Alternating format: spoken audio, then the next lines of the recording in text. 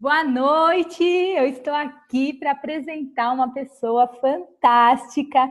Já vou começar apresentando que ela está na sala para que a gente não fique nem um segundo sem a oportunidade de ouvi-la, porque não só, né, em relação a toda a parte do profissionalismo que ela tem, né, voltado principalmente à área financeira de nós, meninas, mulheres, os meninos que estão na sala hoje vão pegar uma casquinha, mas a Vivi tem uma história de vida sensacional, tá? Então, ela trabalha, né, com a parte de consultoria financeira. Então, tá aqui a foto dela. Eu deixei o site, então todos vocês têm acesso ao site para que vocês acompanhem o trabalho que ela faz. Eu converso sempre com ela e falo que ela é a minha continuação. É como se fosse uma extensão de mim, olha que luxo. Porque quando eu desenvolvo um trabalho de dentro para fora, né, todo o meu projeto, ele é voltado sim ao autoconhecimento. Em todas as áreas da vida, a gente sempre vai começar na causa, né? E não é diferente nas finanças. Então, dentro da mentoria financeira, que nós hoje esse bônus para mentoria financeira, e nós abrimos o convite para o de dentro para fora e para o desafio simbiose, tá? Então, esse presente que foi estendido, por quê? Porque o financeiro, ele é resultado de algo.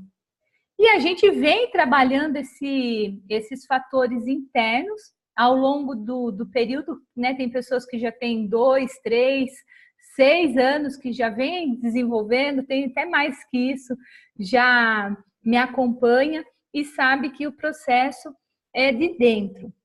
E a Vivi, ela tem um processo interno também poderosíssimo, né? E trabalha com os fatores externos, né? Que ela acompanha muito o mercado financeiro, está sempre muito atualizada, é uma referência no mercado hoje. E o nosso grupo de mentoria, que nós fizemos, essa é a segunda turma do ano, a primeira turma, quando ela terminou, eu fiz uma pergunta: se você pudesse incluir algum assunto, o que você incluiria? Tá travado? Tá ouvindo? Só me dá um toque se tá travado, por favor. Tudo bem aí?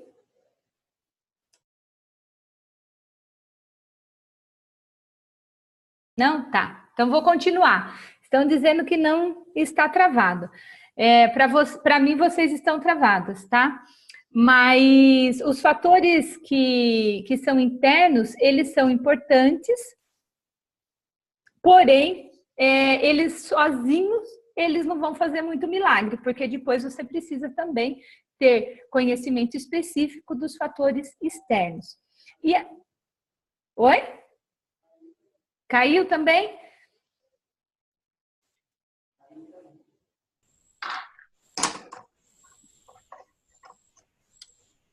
Voltamos. Eu falei que a minha internet hoje ela tá pregando peça em mim. Vocês ouviram até onde?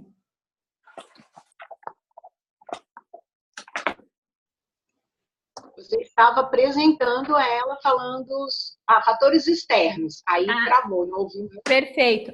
Então, e os fatores externos, eles são essenciais para que você faça o gol nas finanças. Você tem que ter domínio desses fatores. Então, é legal. Eu já trabalhei minhas crenças, eu já entendi como eu funciono, eu já sei onde que eu sou mais vulnerável, eu já mapeei. Agora, para que eu ganhe esse jogo, eu preciso conhecer, sim, né, qual a melhor estratégia para o meu caso, né? E isso também é individual e intransferível, salvo algumas questões que são lei, mas, assim, dentro dos negócios, mas estratégia de finanças, normalmente, existe uma que vai se adaptar, que vai se adequar melhor ao resultado que você busca. E hoje está aqui a Vivi, que eu tive a grata satisfação de participar de um treinamento com ela. Nós tivemos a oportunidade de tomar um um cafezinho lá na clínica, ela fez uma visita lá na Clínica Joy, é uma pessoa assim encantadora. Então, Vivi, está com você a palavra. Muito obrigado mesmo, né, pelo seu tempo, por você estar dividindo. Eu sei que as pessoas que estão aqui sairão muito inspiradas. Peguem lenço, hein, pessoal? Não, calma aí. Boa noite, pessoal. É um grande prazer estar aqui com vocês. Evelise, eu agradeço o convite. Nossa, é uma honra falar que eu sou aqui, sua continuidade. Muito obrigada. Mas, bom, seu trabalho é incrível e eu fico muito feliz de poder contribuir também um pouquinho agora nessa continuidade, né? Uma vez que as pessoas começam a equilibrar a vida, começam a equilibrar as finanças e poder começar a pensar no próximo passo, de como investir, como começar a investir, como cuidar melhor desse dinheiro aí para agora e para o futuro, para o longo prazo. Que é isso, né? Finanças é bem isso, é um equilíbrio, né? De como viver bem o agora, mas também pensar no longo prazo. Então, não é só viver pensando no longo prazo, nem só viver pensando só no hoje, mas sim tendo esse equilíbrio. Então, fico muito feliz de estar aqui com vocês. Vou contar um pouquinho, então, sobre mim. Eu sou de Campinas, aí no interior de São Paulo. Aí eu me formei em Engenharia Química na Universidade Federal de São Carlos, e depois que eu me formei, me mudei para São Paulo, e desde então estou aqui em São Paulo, aí há mais de 20 anos. E logo que eu me mudei para São Paulo, eu trabalhei em consultoria de meio ambiente e segurança do trabalho, em uma empresa de consultoria multinacional.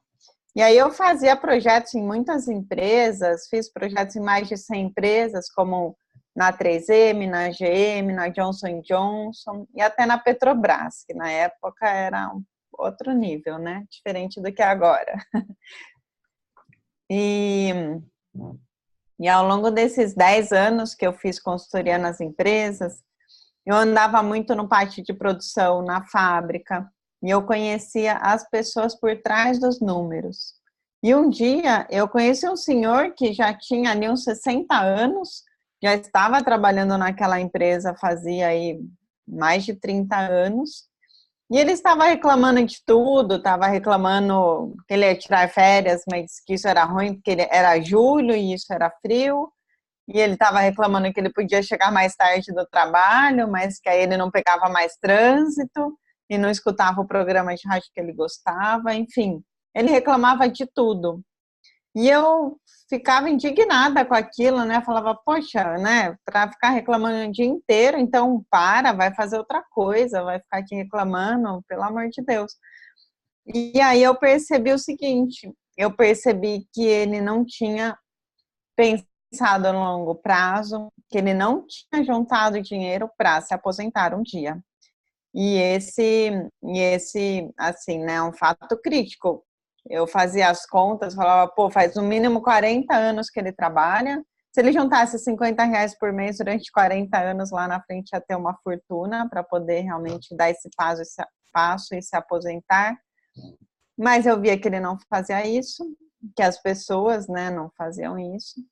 E aí comecei a me interessar por essa área, porque esse é um fato crítico mesmo, né, no Brasil, no mundo inteiro, mas aqui no Brasil a gente tem um problema crítico nisso, né, a gente tem muito poucos aposentados têm independência financeira. Vocês têm ideia de quantos por cento dos aposentados têm independência financeira? Não. Então, gente, somente 1%. 1% dos aposentados conseguem se manter sozinhos. 99% dependem da família para se manter, de abrigos e doações, ou precisam continuar trabalhando para se manter. Então, isso é muito complicado, ainda mais hoje em dia, né, com essas reformas da Previdência, do que a gente está vendo aí que tende a acontecer com a Previdência. Então, a gente realmente não sabe o que vai acontecer. E eu, realmente, eu não quero que vocês sejam como esse senhor. Por isso que eu estou aqui hoje, por isso que há mais de 13 anos eu mudei a minha carreira de engenheira química para trabalhar com planejamento financeiro pessoal. Aí eu tirei a certificação de planejadora financeira pessoal, uma certificação internacional, que chama CFP, né, CFP, e tirei também uma certificação do Brasil para se falar de investimentos aqui. Então, hoje eu sou consultora de investimentos da CVM. CVM é a Comissão de Valores Mobiliários, que é o órgão aqui no Brasil que regulamenta o mercado de investimentos. Então, qualquer pessoa hoje, para te recomendar um investimento, ela tem que ter certificações aqui do Brasil para poder fazer isso. Não é qualquer pessoa que pode recomendar. Então, aí, hoje em dia, eu sou contratada por empresas, famílias, jovens, mulheres, porque quanto antes a gente começar a cuidar das finanças, mais fácil fica de ter a independência financeira, né? E então, assim, diria para vocês, porque quanto que você pensa que um investimento de R$1 milhão gera de renda por mês? Alguém tem ideia? Calma, não precisa responder ainda, isso é só para vocês pensarem por enquanto, a gente vai falar disso aí mais para frente. E, né, o que eu poderia dizer assim, que o ponto mais importante do que eu tenho para falar para vocês é aquilo que eu estava comentando ali no começo, né? O ponto mais importante quando a gente fala de finanças é esse equilíbrio, equilibrar o presente com os planos de longo prazo, realmente encontrar esse equilíbrio, que tem questões internas, externas, né, que levam a esse equilíbrio, né? Como que a gente equilibra, como pensar no futuro, juntar dinheiro, porque a gente nem sabe o que pode acontecer lá na frente, e ao mesmo tempo viver o hoje, curtir o agora, né, viver aí o presente, né, ter aquela, viver o presente, que é uma coisa que a gente tem escutado muito, como que a gente vai comprar as coisas que a gente gosta, bolsa, sapato, viagens, né, para as mulheres, e os homens gostam do quê? Gosta de um vinho, de uma viagem, do quê? De uma moto, né? Eles adoram comprar moto, essas coisas. Enfim, o que os homens gostam. Então, como equilibrar, comprar essas coisas que a gente gosta de ter hoje, mas ao mesmo tempo cuidar do futuro. Então, eu percebi assim, resumo de tudo que eu vivi, encontrei 3 dicas, tenho 3 lições aqui fundamentais, essenciais, para encontrar esse equilíbrio entre o presente e o longo prazo. E a primeira dica tem a ver com o pensamento. A primeira dica é vivificar. Vivificar significa, vivificar é um verbo, e é um verbo que significa renascer, dar vida a mudar o modelo de pensamento, mudar o mindset. Porque a gente pode mudar nosso pensamento sobre tudo, até sobre a dor. E sobre o dinheiro, né? Enfim, sobre tudo.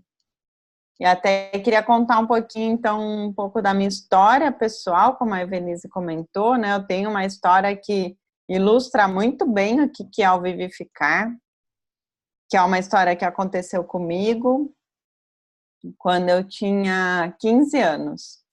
Eu tinha 15 anos, meu irmão tinha 10, a minha irmã 17.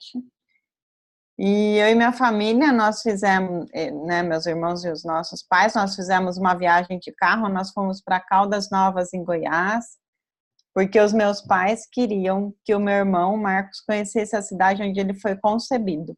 É verdade que naquela época a gente nem sabia o que queria dizer ser concebido.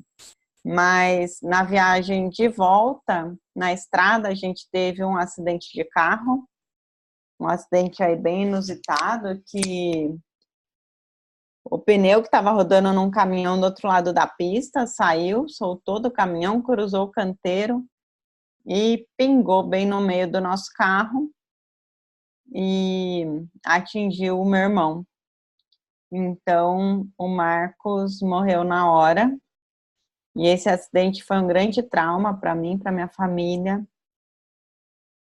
E, assim, nos primeiros dias, logo depois do acidente, eu não queria mais me afastar dos momentos que o Marcos estava vivo, não queria pensar no longo prazo.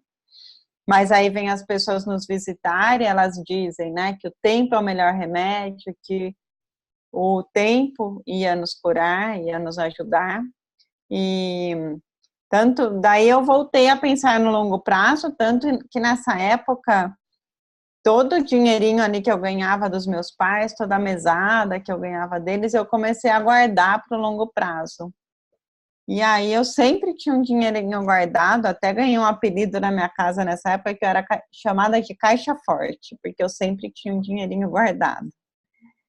E o tempo realmente passou, eu me recuperei, só que 20 anos depois do acidente, eu achei que eu já tivesse superado tudo isso, mas não. Aí eu tive o diagnóstico do câncer de mama aos 35 anos. Eu era casada, minha filha tinha 3 anos. E foi difícil para todos enfrentar a cirurgia, quimioterapia, perda de cabelos. Só que na época eu usei uma peruca bem bonita, então deu para equilibrar um pouquinho as coisas. Só que durante o tratamento eu percebi que o meu casamento não ia bem. Eu percebi que eu me mantinha no meu casamento pela visão de longo prazo, eu ficava aliviada ao ver as coisas que eu estava planejando para ter no futuro. Só que o câncer nos faz perceber que as coisas podem mudar de uma hora para outra e que viver pensando só no futuro não é viver. Então, assim que o tratamento terminou, eu acabei também com o meu casamento. E aí sim, aí eu fiz muitas mudanças na minha vida, né? E aí sim, eu estava feliz. Só que 4 anos depois disso, eu tive o segundo diagnóstico de câncer na mesma mama. Só que dessa vez aí eu encarei de uma maneira totalmente diferente. Eu comecei, durante o tratamento, eu comecei a escrever para me ajudar, e aí comecei a ajudar outras pessoas que também passavam pelo diagnóstico, e vi que o que eu tinha escrito poderia ajudá-las. E aí nasceu o meu livro, O Vivificar Superando o Imponderável. Aliás, daqui a pouco eu pego eles aqui para mostrar para vocês. E, inclusive, né, tem até um presente aqui para vocês, um convite para fazer, que amanhã, sábado, do dia 27 ao dia 30 de outubro, sábado até terça, o meu livro, a versão eletrônica, vai estar gratuitamente para vocês baixarem na Amazon, tá? Na amazon.com.br, procurar o meu livro, Vivificar Superando o Imponderável, e vocês vão poder baixar ele gratuitamente, divulguem aí para as pessoas. É uma campanha que já é o segundo mês de outubro rosa aí que eu tenho feito essa campanha. O ano passado a gente conseguiu 700 downloads, então a meta esse ano é passar esse número. Então, façam lá o download, que vocês vão me ajudar bastante, divulguem aí para as pessoas. E é um prazer. Então, aí saiu, né, nessa história nasceu o meu livro, e assim, por que que eu conto, né, toda essa história quando eu falo de finanças? Por quê, gente? Porque, assim, qual que é o ponto mais importante até que eu quero ressaltar para vocês agora, né? Por que que é tão importante falar disso? Porque quando eu percebi o seguinte, que se eu não tivesse as minhas finanças equilibradas, eu não tinha conseguido superar tudo isso como eu fiz. Que ter as finanças equilibradas é o que, né, ajuda em muita coisa nas nossas vidas. E então aí eu descobri que eu poderia ser feliz com a minha família, me casei de novo, reencontrei, né, um equilíbrio ali na minha vida diante de tudo isso, e que quando a gente tem um motivo, uma motivação, um propósito, a gente descobre o como, a gente descobre os caminhos. E, bom, então hoje, se você vier me perguntar, hoje eu sei o que é ser concebido, coisa que lá na época do acidente a gente não sabia. E agora, então, a gente, assim, o nosso pensamento sobre as coisas muda tudo, o pensamento de longo prazo muda a sua vida. Agora eu pergunto, será que a maneira com que você pensa sobre o dinheiro muda o saldo da sua conta no banco? A gente já viu que sim, né? Acredito que vocês já viram aí com a Evelise que sim. Muda, porque todo mundo tem um pensamento, e tem o pensamento enriquecedor e o empobrecedor. E tem também aquele pensamento lá de que falar de política no Facebook vai melhorar o Brasil, que a gente já viu que não, né? Nossa, ainda mais falar disso hoje. Véspera aí das eleições, mas não vamos falar de política. Mas, então, tem o pensamento enriquecedor, né? Quem que enriquece? Enriquece quem sabe exatamente onde gasta o dinheiro, quem tem receitas maiores do que as despesas, quem não tem dívidas, quem cuida bem do dinheiro. E quem que empobrece? Empobrece quem gasta mais do que tem, gasta mais do que recebe, tem dívidas descontroladas, não sabe onde gasta o dinheiro, então realmente não tem esse cuidado. E até entra aí aquelas pessoas que trabalham, não conseguem juntar dinheiro. Entra aí também aquelas pessoas que ganham na Mega Sena e perdem tudo depois de um tempo, né? Porque elas não aprenderam a cuidar do que tem, não aprenderam a mudar o pensamento, não aprenderam a pensar no longo prazo, não entenderam o que é dentro, não aprenderam a fazer aquela conta, né? Quanto que R$1 milhão gera de renda por mês. Então, não aprenderam a organizar esse pensamento. E então, elas acabam gastando mais do que o dinheiro rende e acaba o dinheiro, né? Isso é o que acontece com muita gente. A gente vê muitos casos, né? Pessoas depois de ganham lá milhões na Mega Sena e depois de 5 anos não tem mais nada por conta disso. Então, isso é mudar o pensamento, né? Isso é o vivificar, é mudar a maneira com que você pensa sobre o dinheiro, a maneira com que você pensa sobre as coisas.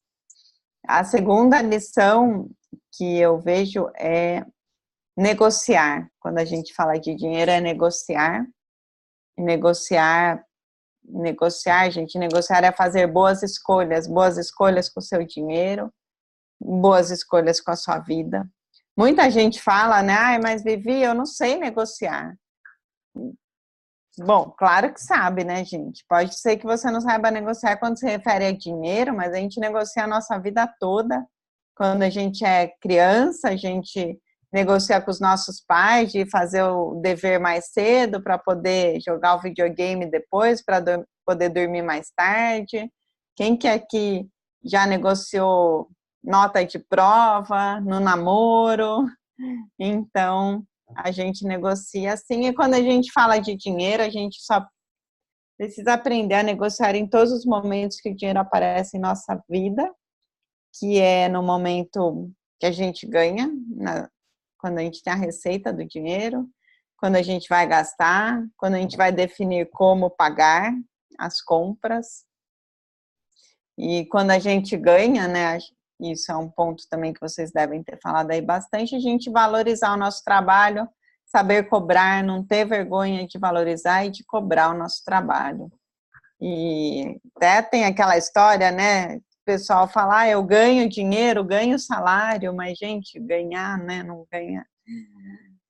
A gente não ganha dinheiro, a gente trabalha em troca do nosso salário, do nosso dinheiro, do nosso faturamento, a gente não ganha isso, a gente ganha presente de Natal, de aniversário, isso sim a gente ganha, mas o dinheiro, ou, né, aquele dinheiro lá que a gente ganhava da tia quando era pequena, de presente, mas o salário não. O dinheiro que a gente fatura, a gente não ganha, a gente trabalha bastante para receber em troca. Então, isso é importante negociar, saber pôr valor no seu trabalho, saber colocar o seu preço e negociar isso na hora de faturar. E depois, na hora que vai comprar, fazer a compra, saber fazer boas escolhas. O pensamento enriquecedor, pesquisa antes de fazer compra, vai para a loja sem levar carteira para poder negociar ali com o vendedor.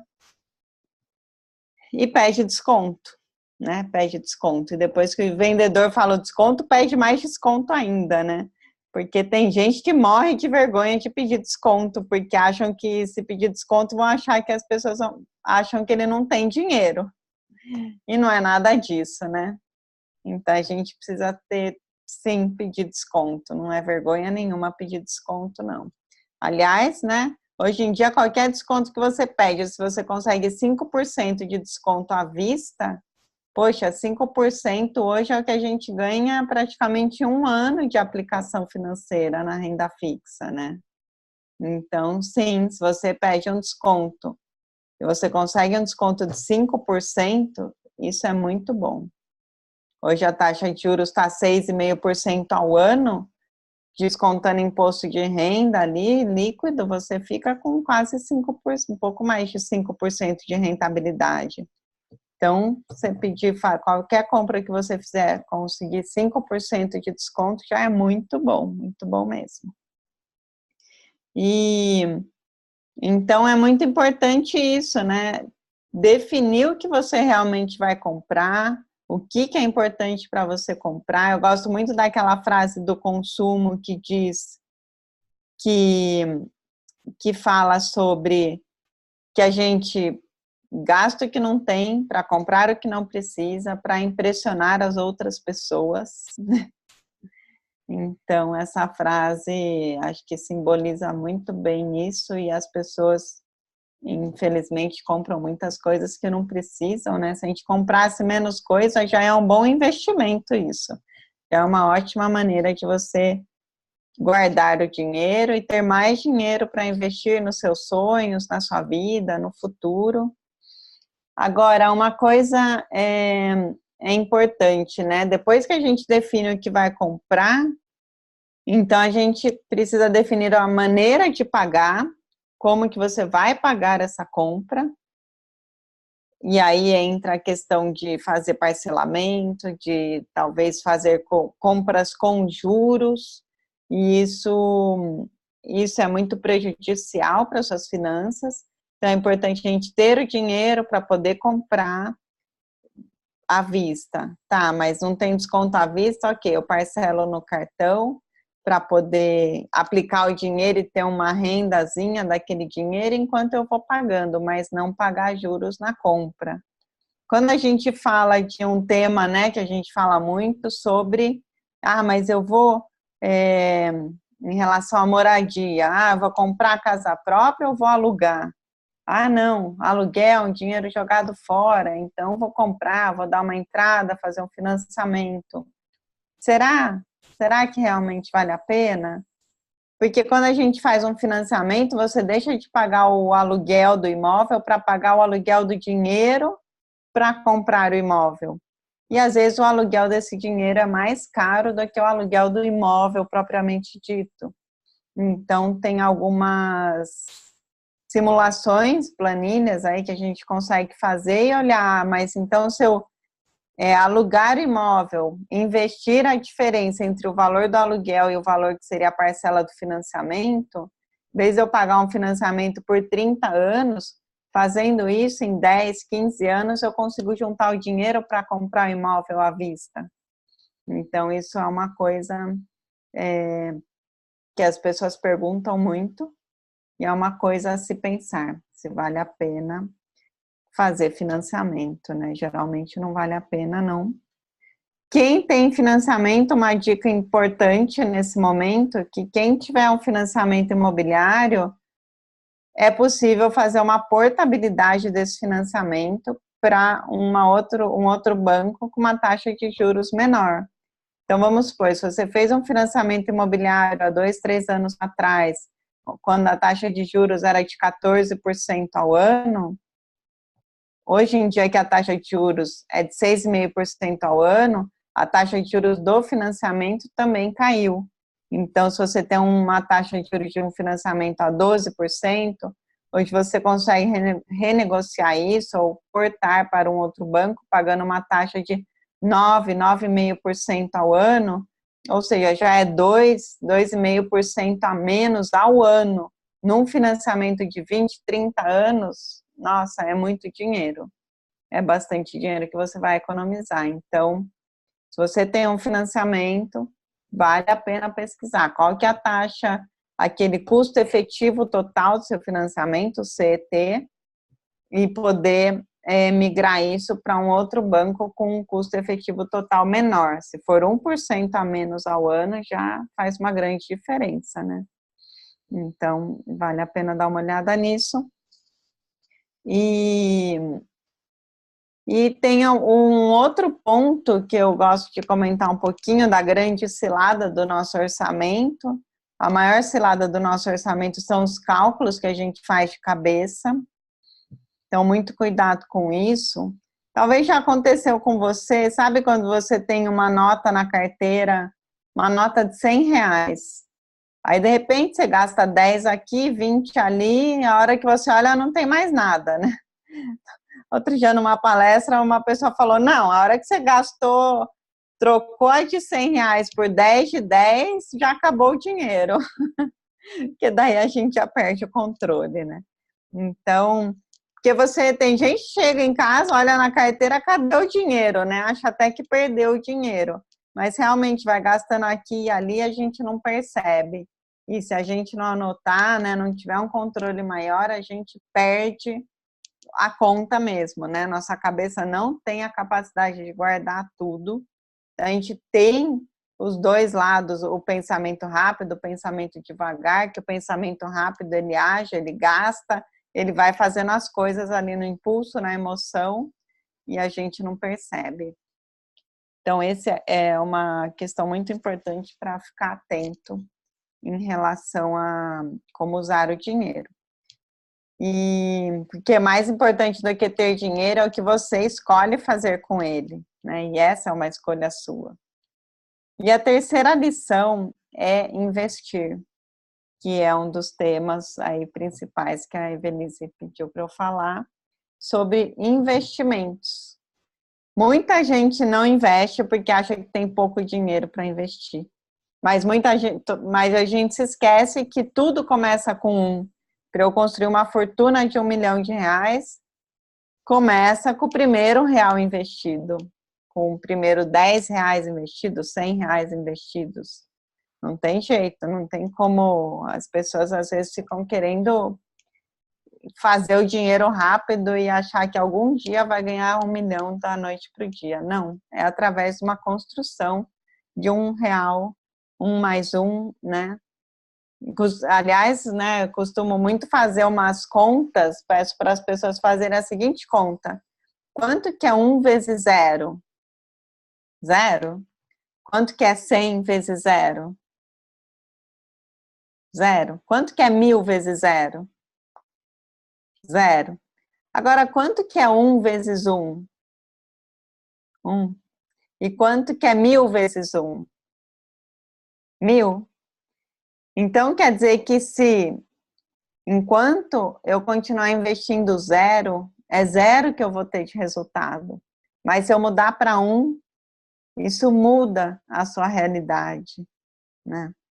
Porque o dinheiro, ele é o meio para a realização dos sonhos, não é o objetivo final. Ele é o nosso meio ali para fazer as coisas que a gente deseja. E ainda tem, né, quando a gente fala de crenças, né, tem aquelas pessoas que falam, dinheiro é sujo, dinheiro é sujo. Não, a moeda, o papel ali pode ser sujo, mas o dinheiro é muito mais do que isso, né? O dinheiro realmente é o meio para realizar os nossos sonhos. E quando a gente pensa, então, em investimentos, quais são, assim, os primeiros passos que a gente deve dar na hora de investir o dinheiro? O primeiro passo é definir os seus objetivos de vida, suas metas de vida, para quais sonhos você vai precisar de dinheiro, quanto você vai precisar de dinheiro para cada sonho, quando que você quer realizar esses sonhos, né? E é muito importante ter uma base, ter uma rede de proteção para você, que é aquela famosa reserva de emergência, que eu gosto muito de chamar de reserva de sossego, né? Que na verdade é uma reserva para dar um sossego para a nossa vida, para que, caso você tenha algum imprevisto, alguma coisa que saia ali fora do roteiro, você tem uma reserva para arcar com esse imprevisto e não tem que entrar numa dívida, porque muita gente se endivida nesse momento. Ah, tem um imprevisto, preciso de um dinheiro e não tem uma reserva, aí pega um dinheiro ali de qualquer jeito, pega no banco, pega com algum amigo e entra numa dívida. Então, é aí que muita gente se atrapalha. Então, ter uma reserva de emergência. O que é uma reserva de emergência? É você ter um dinheiro que você consiga resgatar rapidamente. Que é essa reserva de emergência, quanto deve ser essa reserva de emergência? Essa reserva de emergência, ela deve ser em torno de 6 vezes, de 6 a 8 vezes, dependendo, né? Mas em torno de 6 vezes o seu custo de vida mensal. Então, vamos supor, se o seu custo de vida mensal é de, sei lá, R$3.000, eu preciso ter 6 vezes esse custo de vida mensal, preciso ter R$18.000 em uma aplicação com resgate rápido, que eu possa resgatar a qualquer momento. Então, aí tem gente que fala, tá, então a primeira coisa que eu tenho que fazer é juntar essa reserva e depois pensar nas outras coisas. Eu gosto de ter um equilíbrio e ir construindo essa reserva, mas também ir fazendo investimento para as outras coisas, como a sua independência financeira, sua aposentadoria, viagens de curto, médio prazo que você queira realizar. Então, ir fazendo um equilíbrio e guardando um pouquinho de dinheiro para cada objetivo. E o que mais? Em termos de investimentos, como dar o primeiro passo, né? Onde investir? Como que eu posso investir? Primeiro ponto, em termos de investimentos, eu costumo até mostrar um gráfico de longo prazo de investimento nos últimos 12 anos, em que a gente vê que realmente os investimentos em renda fixa, né, quando a gente pega o CDI, que é o indicador da economia de longo prazo, a gente vê que investimentos que rendem igual ao CDI, renderam muito mais que o dobro do que na poupança. Mesmo que eu precise pagar o imposto de renda desse investimento no CDI, CDI não é um investimento, tá? Ele é um indicador da economia e a gente consegue investimentos que vão render igual ao CDI, né? Ou até mais do que o CDI. Então, esse é o nosso objetivo, investimentos que vão render acima do CDI. E o CDI, ele é praticamente igual à taxa de juros do governo, que é a taxa Selic, né? Aquela taxa que a gente escuta, o governo fala muitas vezes anunciando, vai subir a taxa de juros, vai diminuir a taxa de juros, então aquela que eu comentei que 2 anos atrás estava 14%, agora está 6,5%, essa taxa é a taxa Selic. E o CDI, ele é praticamente igual à taxa Selic, só que no longo prazo ele rende muito mais do que se fosse aplicar na poupança, e nos últimos 12 anos foi maior a rentabilidade no CDI do que na Bolsa de Valores, do que para quem investiu na média igual o Ibovespa, né, o índice da Bolsa de Valores. Então Então, isso é uma questão importante, é sempre a gente comparar os investimentos com o CDI, para a gente ter uma referência se o investimento está rendendo bem ou não. E, assim, via de regra, gente, os bons investimentos, os melhores investimentos não estão nos bancos, estão nas corretoras de valores. Então, nas corretoras a gente tem fundos de investimentos, tem CDBs, né, que seriam títulos de renda fixa, então tem CDBs de bancos, Tesouro Direto, esses tipos de investimentos que vão render muito mais do que os investimentos nos bancos propriamente dito, até porque nos bancos geralmente tem mais taxas, os fundos têm taxas maiores, então não rendem tanto quanto os fundos nas corretoras. Muita gente tem ainda medo, né, de abrir conta em corretora, de transferir dinheiro da sua conta do banco para a corretora, para começar a investir na corretora, mas é muito seguro, né, as corretoras fazem parte do sistema financeiro, elas são inspecionadas pela CVM e são reguladas pelo Banco Central. Então, elas fazem parte do sistema financeiro. Sempre é bom, lógico, antes de investir numa corretora, saber se essa corretora está registrada na CVM. Na CVM tem a lista das corretoras. No site do Banco Central também. Então, a gente precisa investir numa corretora realmente regulada, né, pelo governo. E que mais? Então, nas corretoras, a gente encontra, eu falei sobre fundos de investimentos. Então, fundos de investimentos, né? Como que funciona? A gente tem, assim, todo fundo de investimentos, eles têm três funções ali fundamentais. A gente tem... legal, pode colocar as perguntas aqui. Deixa eu ver. Onde podemos encontrar corretoras?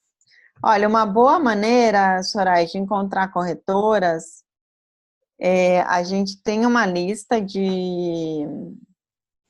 Tem alguns sites que tem listas de corretora, mas, por exemplo, que eu só terminar a falar dos fundos de investimentos, eu volto nessa questão das corretoras. Então, todo fundo de investimento tem 3 papéis fundamentais, básicos, que tem o administrador do fundo. O administrador de um fundo de investimento é quem faz a parte burocrática do fundo, quem faz o cadastro do fundo, quem vai emitir o extrato do fundo, quem vai falar qual que é o valor da cota do fundo naquele dia. A gente tem o gestor do fundo. O gestor do fundo é o cérebro do fundo, é a parte estratégica do fundo, é quem vai definir quais os títulos que o fundo vai comprar, onde que ele vai investir, o que que o fundo vai fazer, que horas vai vender determinado investimento ali do fundo. Então, ele é o cérebro.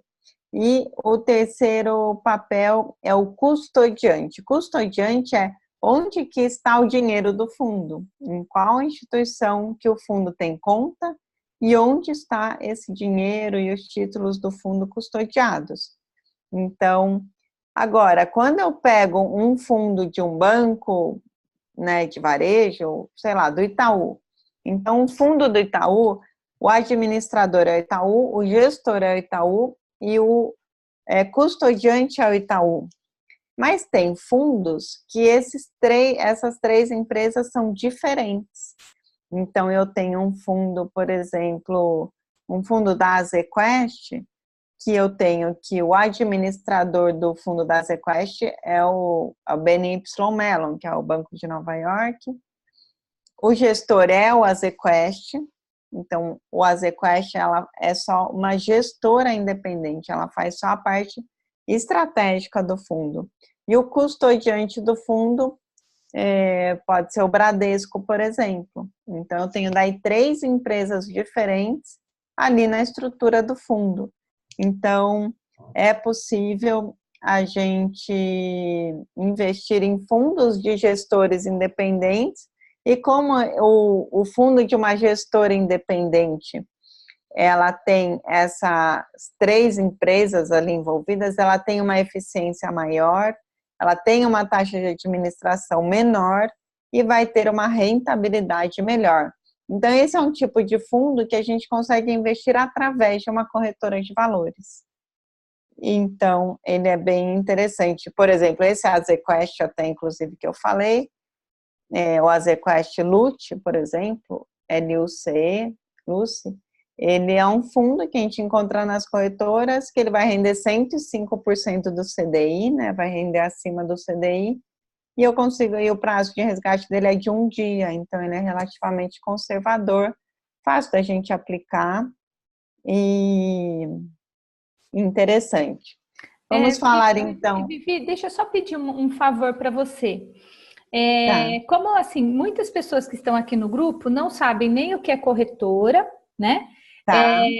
Eu sei que você dá uma consultoria específica para isso, inclusive, então pode falar abertamente. O nosso grupo, nós temos um combinado aqui, é sem mimimi. Então você pode falar o que você faz, a pessoa te procurar, porque uma das coisas que eu costumo fazer aqui, por exemplo, eu não tenho vínculo financeiro nenhum com você, né? A gente não tem, nós somos amigas, vamos dizer.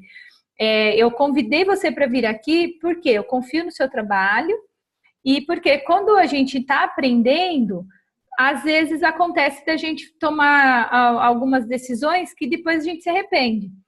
Então eu falo, às vezes eu tenho cliente que eu vou até junto e em algum local com ele para ver o que estão oferecendo, né, meus clientes individuais, para cuidar para que ele não tome uma decisão ali que depois ele vai se arrepender por não conhecer. Então, eu gostaria que você falasse abertamente, tá? Que tipo de trabalho você faz, se as pessoas quiserem ajuda. Tem a questão de, tipo, as pessoas que querem começar a investir de pouquinho. Eu também não te perguntei antes, eu não sei se você tem esse serviço de dar essa consultoria, ensinar como que faz, se você tem vínculo com alguma corretora. Dar essas dicas, né, de como funciona. Porque o pessoal está começando a guardar dinheiro aqui. O pessoal, tem muita gente falando lá no grupo, já estou conseguindo guardar, né? Então, como que a gente pode definitivamente ajudar essas pessoas? Fica bem à vontade para falar como é o seu trabalho, tá? Tá bom, pode deixar. Tá bom, obrigada. Sim, Então, só responder então, né? Como que eu trabalho? Eu faço uma consultoria financeira específica, assim, eu cobro do cliente, eu faço a consultoria de montar o seu planejamento financeiro, de te ajudar nas suas dúvidas.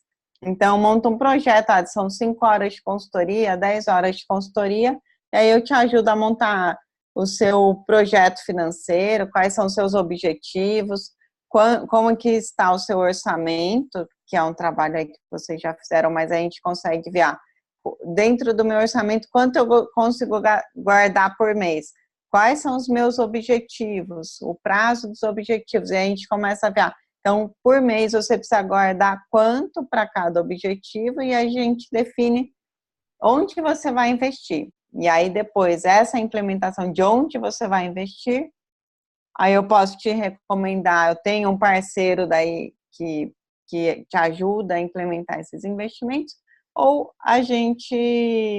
de repente falar, não, eu vou começar a aprender, e aí eu indico também onde você vai investir, a gente já define quais são os investimentos que você vai fazer, e você pode ir investindo sozinho até ter um valor maior e começar a poder ter um assessor, alguém que vai te ajudar ali no dia a dia. E aí, isso independe do valor. Se a pessoa tá começando a investir, está começando a ter dinheiro, né? Então, isso independe do valor e a gente monta esse plano estratégico. E agora, respondendo aqui as perguntas, né? Então, sobre tesouro direto, e aí daqui eu passo para a corretora, tá? Então, tesouro direto, gente. O que é o tesouro direto? O Tesouro Direto é um título de investimento que é emitido pelo Banco Central, pelo governo. Então, o governo emite um título, né? A gente chama título, papel, isso é um jeito de falar, porque antigamente as pessoas realmente compravam uma ação e recebiam um papel em casa, né? Então, você tinha um título, um físico, um papel, e a ação era o portador. Quem tinha aquele papel era o dono da ação. Hoje em dia, com internet, né, com modelo eletrônico, não tem mais o papel físico, mas a gente continua chamando de papel, de título, é um jeito de falar. Então, quando a gente compra um título do governo, a gente compra um tesouro direto, um título de tesouro direto, que significa a gente emprestar o dinheiro para o governo, e o governo nos paga uns juros por emprestar esse dinheiro. E aí, quanto que é esses juros? Esses juros é aquela taxa Selic que eu falei lá atrás, que é aquela taxa de juros básica da economia que a gente escuta periodicamente, se o governo vai subir ou baixar essa taxa, que está sempre anunciando ali nos jornais. Então, é em cima dessa taxa. Agora, o Tesouro Direto tem 3 títulos diferentes. O mais conservador, o mais simples de aplicar é um que se chama Tesouro Selic. Esse Tesouro Selic significa o quê? Que é um título do Tesouro que vai render igual a Selic, igual a essa taxa de juros, que é a Selic. E esse título é o que tem mais liquidez, é o que você aplica e resgata a qualquer momento e você não vai perder dinheiro, porque ele não tem muita variação, então ele é uma aplicação bem conservadora. Então, esse Tesouro Selic é o título que vai substituir a sua poupança. Ele vai render mais que a poupança e você pode aplicar lá tranquilamente, que seria a nossa nova poupança até. Então, Tesouro Direto, né? Teve uma pergunta aqui. É a partir de R$30? Sim. Tem títulos do Tesouro que a gente consegue comprar a partir de R$30. Alguns são a partir de R$100, tá? Em média, 90, R$100. Mas sim, a partir de R$30 dá para comprar o título do Tesouro Direto. Como que a gente encontra as corretoras, tá? Então, como que eu recomendo encontrar as corretoras? Tem o site do Tesouro Direto, depois eu mando, Evelise, para você direitinho até os links aí do Tesouro Direto e da parte lá do Tesouro Direto, que tem a lista das corretoras. Então, eu vou mandar o link direitinho, o link do Tesouro Direto, e lá dentro do Tesouro Direto tem uma área onde a gente vê as corretoras de valores, onde você pode comprar o Tesouro Direto ou custodiar o Tesouro Direto, ou seja, guardar o seu Tesouro Direto. A corretora, então, assim, todo banco tem uma corretora, tem. Seu banco tem uma corretora. E o Tesouro Direto a gente só consegue comprar através de uma corretora, você não consegue comprar pela sua conta do banco, não. Você, no mínimo, tem que abrir uma conta na corretora do seu banco para comprar o título do Tesouro Direto. Mas eu não recomendo muito as corretoras do banco, porque elas cobram taxas, vários bancos tiraram as taxas agora do Tesouro Direto, mas elas não têm outros produtos que você possa investir como as corretoras independentes têm, tá? Então, prefiro as corretoras independentes. Então, lá no site do Tesouro Direto tem uma lista das corretoras, tem a taxa que cada corretora cobra para guardar os títulos do Tesouro. Geralmente, por exemplo, várias corretoras hoje em dia cobram taxa zero para você comprar o título do Tesouro lá, tá? As principais corretoras que a gente tem no mercado, assim, as mais conhecidas, que mais operam, assim, a gente tem, por exemplo, tem a Easy Invest, que é uma corretora bem conhecida, e eles, inclusive, aliás, hoje à tarde eu fiz uma live lá pro site, lá pro YouTube da Easy Invest, tá bem legal essa live. E a Exinvest é uma corretora. Eles estão com uma plataforma bem legal agora, deram uma reformulada lá na plataforma, nos acessos. Tem um trabalho bem voltado um pouco voltado também para as mulheres. E a Exinvest é uma corretora que ela não tem assessor. O objetivo da Exinvest é que a pessoa aprenda a investir sozinha. Que eles têm lá algumas coisas de educação financeira e o objetivo deles é que a pessoa aprenda a investir sozinha. É diferente, é um perfil bem diferente de uma corretora como a XP, por exemplo. A XP é uma corretora que tem uma plataforma bem grande lá de produtos, mas a XP, a partir do momento que você começa a ter mais dinheiro, assim, o foco da XP é para investidores um pouco maiores, mas qualquer pessoa pode entrar lá e abrir a conta e investir. Mas a XP, por exemplo, a partir do momento que a pessoa começa a ter um pouco mais de dinheiro, ela pode ter um assessor lá na XP para ajudar ela a investir. Então, a Exinvest não tem assessor, eles não vão ter assessor, eles têm um esforço maior na educação financeira, em simuladores lá na plataforma, para que você aprenda a investir sozinho. A corretora Rico, por exemplo, a Rico, ela é do grupo XP e é o segmento da XP que seria para investidores menores. Então, mas ela tem menos opções de fundos, por exemplo, do que a XP. Tem a Modal Mais, que é uma corretora também bem conceituada. Enfim, quais outras principais? Tem a Ativa também é uma corretora. Todas essas que eu comentei, a taxa delas de investir no Tesouro Direto é 0%, né, de custo de corretagem. E quando você investe no Tesouro Direto, tem um custo de corretagem que as corretoras podem cobrar, que no caso essas que eu comentei é 0, e tem um outro custo que é da estrutura mesmo do Tesouro Direto, que é 0,3% ao ano de custo, mas é um custo bem baixo, né, e que já está ali incluído. Deixa eu colocar aqui, chama Easy Invest, essa aqui. Depois eu faço uma listinha com essas que você falou e a gente coloca lá. Isso. Você não citou a Genial. Isso. A Genial também. A Genial também é uma corretora bem interessante, também estão com um modelo, uma plataforma nova. Tá. Chamava Geração Futuro e mudou recentemente para a Genial. É uma corretora bem interessante também, eles são bem, bem bons. Também a taxa lá é 0 para custódia de títulos do Tesouro Direto. E o Tesouro, então,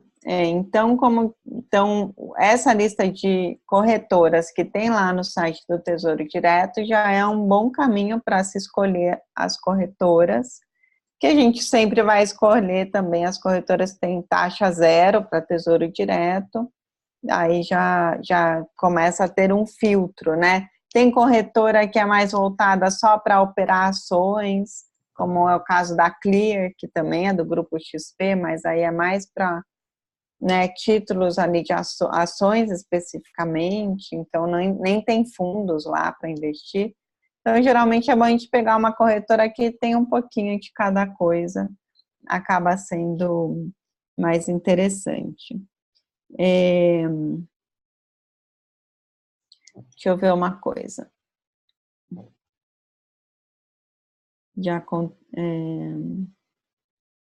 Vamos ver. Se eu quiser investir 300 a 500 reais mensais, o que você sugere? CDB, fundo multimercado?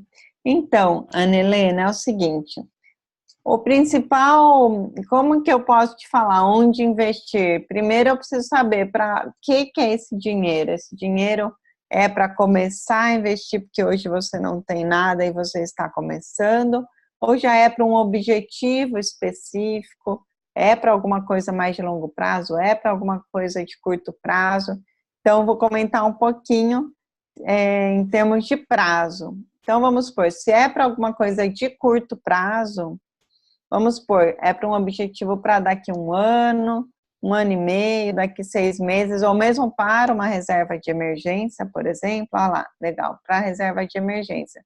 Então, para reserva de emergência, a gente precisa de coisas que tenham liquidez. Liquidez é o quê? É que eu consiga resgatar a qualquer momento, de um dia para o outro, pelo menos. Então, aí eu vou investir. Pode ser no Tesouro Selic, pode ser num CDB, que vai render de 98% do CDI a 100% do CDI, mas que possa resgatar a qualquer momento, né? Então, CDB com liquidez, porque tem CDBs que a gente não consegue resgatar, que seriam sem liquidez, que eles rendem mais, mas também não tem liquidez. Então, seria um CDB com liquidez, um Tesouro Selic, um fundo de renda fixa, um fundo DI, mas um fundo de renda fixa ou DI que tenha uma taxa de administração baixa, né? O que é uma taxa de administração baixa? É menos de 0,8% ao ano. Então, assim, o que é mais simples, né, seria um Tesouro Selic ou um CDB com liquidez. Esses seriam os mais simples. Que mais? Previdência, né? Se for investimento de longo prazo. Então, investimento de longo prazo, aí, por exemplo, se a gente estiver pensando no Tesouro Direto, lá no Tesouro Direto a gente tem o Tesouro IPCA+. O que significa isso? O Tesouro IPCA+, significa o seguinte, ele geralmente é vendido assim, lá tem uma tabela dos títulos, e ele tem lá, IPCA mais 5,5% ou 6%.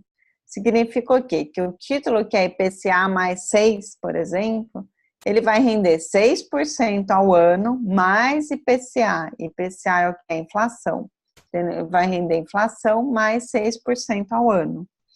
Então, esse é um título interessante para o longo prazo. Se eu vou comprar, fazer um investimento para minha aposentadoria ou para algo, que eles têm títulos para daqui 10 anos, para 2035, 2050, né? Tem títulos bem longos. E você pode comprar um título para 2035, por exemplo, que vai render IPCA mais 6, né? Vamos supor, tem que ver a taxa que está lá. Então, se eu compro um título que vai render IPCA mais 6, ele vai render IPCA mais 6% todo ano, até aquela data de vencimento, até 2035, por exemplo. Então, você está protegendo o seu dinheiro da inflação. Ele vai sempre render 6% acima da inflação. Então, é uma proteção que a gente faz com o dinheiro em cima da inflação. Tá. E o Tesouro Direto, uma coisa que o pessoal tem bastante dúvida é sobre impostos. Se é inserido impostos sobre ele e também esse de longo prazo, né? Se é resgatado antes, quanto que a pessoa perde, né? No caso. Tá. Então, o Tesouro Direto, todos os títulos do Tesouro Direto têm imposto de renda, tá? Como que é cobrado o imposto de renda? O imposto de renda ele é cobrado no resgate. Então, quando vencer o título, você vai receber o dinheiro já descontado do imposto de renda, tá?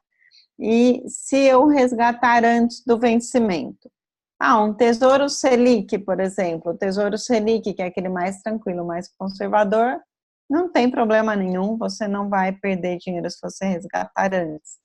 Agora, o Tesouro IPCA+, pode ser que você perca dinheiro, porque se ele tiver variações e na hora que você for vender ele estiver valendo, por exemplo, menos do que o que você pagou, você vai perder dinheiro, porque as pessoas vão pagar menos por ele do que o que você pagou, né? Ou se ele estiver rendendo, se ele estiver valendo mais do que você pagou, aí pode ser até que você ganhe dinheiro e venda mais caro do que o que você pagou. Então, Então, isso é importante. Legal. E qual é vamos dizer assim, em que momento que fica compensador o Tesouro Direto em relação à poupança? Então, bom, Pela diferença do imposto. sim. A poupança, o que acontece? Quando a taxa de juros está menor que 8,5% ao ano, que é o caso de agora, né, que está 6,5% os juros, a poupança ela rende 70% desses juros. Então, se a gente tem um tesouro direto que vai render 100% dos juros, ele vai, mesmo descontando o imposto de renda, ele vai render mais do que a poupança. Tá? Porque o imposto de renda, ele vai ser, assim, tem uma tabela regressiva. Nossa, gente, é tudo cheio de detalhes, né? Mas vamos lá. Então, mas o imposto de renda, vamos supor, em um ano, 20% sobre o que rendeu. Se eu tenho algo que é 100% do CDI e eu tirar 20%, ele vai render 80% do CDI, descontando o imposto de renda. E a poupança está rendendo 70% do CDI. Então, mesmo com o imposto de renda alto, ele vai render mais que a poupança. Então, vale a pena o Tesouro Selic, vai render mais que a poupança, mesmo eu pagando imposto de renda. Tá? E outro ponto que tem da poupança que as pessoas às vezes não se dão conta é que a poupança, a poupança ela tem um rendimento mensal. Então, se eu resgato um dia antes do aniversário dela, eu perco o rendimento daquele mês dela, né? E o tesouro e os fundos rendem diariamente. Todo dia tem um rendimento. Então, se eu resgatei naquele dia, meu dinheiro rendeu até aquele dia. Não tem que esperar o aniversário. Tá? Muito bom, muito bom. Aqui as perguntas. Aqui acho que só a Aninha perguntou a longo prazo qual que seria o melhor rendimento. É o CDB ou o IPCA? Então, aí pode diversificar, assim, porque o CDB, a gente consegue CDB de 115 do CDI, 120% do CDI para um prazo para resgatar em 3 anos, em 4 anos. Então, é uma boa rentabilidade. É bom diversificar, não ter tudo só a inflação, nem tudo só no esse 120% do CDI. Quando eu falo, seria o pós-fixado. O que significa o pós-fixado? O pós-fixado é o quê? Se o CDI sobe, ele vai subir. Se o CDI cai, ele vai cair. Ou seja, ele vai sempre acompanhar o CDI. Para onde o CDI for, ou para onde a Selic for, é onde o CDI vai. E é para onde o pós-fixado, né, vai.